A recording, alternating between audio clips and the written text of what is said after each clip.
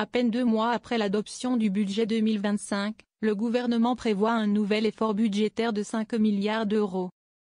Il y a des dépenses qu'on pensait faire, qu'on ne va pas faire, des dépenses qu'on fera plus tard, et aussi des endroits où on fera plus d'économies pour financer par exemple un peu plus d'efforts sur la défense, a résumé la ministre des Comptes publics Amélie de Montchalin, au micro de Public Sénat ce 9 avril.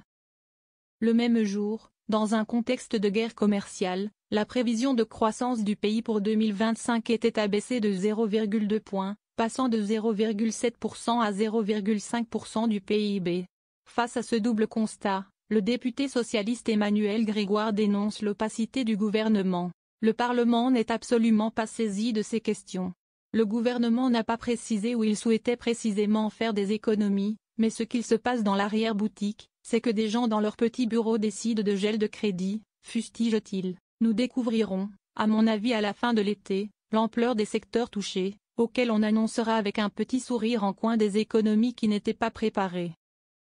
Il est impératif que les plus riches soient les premiers mis à contribution, affirme Emmanuel Grégoire. Même s'ils n'ont pas encore été saisis du sujet, cela fait déjà plusieurs semaines que les parlementaires débattent de ceux qui doivent porter l'effort de défense. Au début du mois de mars, lors de son allocution télévisée, le président de la République avait déjà alerté les Français, face à la menace russe, nous aurons à faire de nouveaux choix budgétaires. Ce seront de nouveaux investissements qui exigent de mobiliser des financements privés, mais aussi publics, sans que les impôts ne soient augmentés. Une position à laquelle le sénateur Les Républicains Jean-Raymond Hugonet souscrit. En France, nous sommes les champions du monde des taxes. Continuer à avancer là-dedans, c'est un échec. En revanche, Emmanuel Grégoire plaide pour une mise à contribution des plus fortunés. C'est insupportable d'observer que les impôts augmentent pour tout le monde, y compris pour les classes moyennes, à l'exception des plus riches.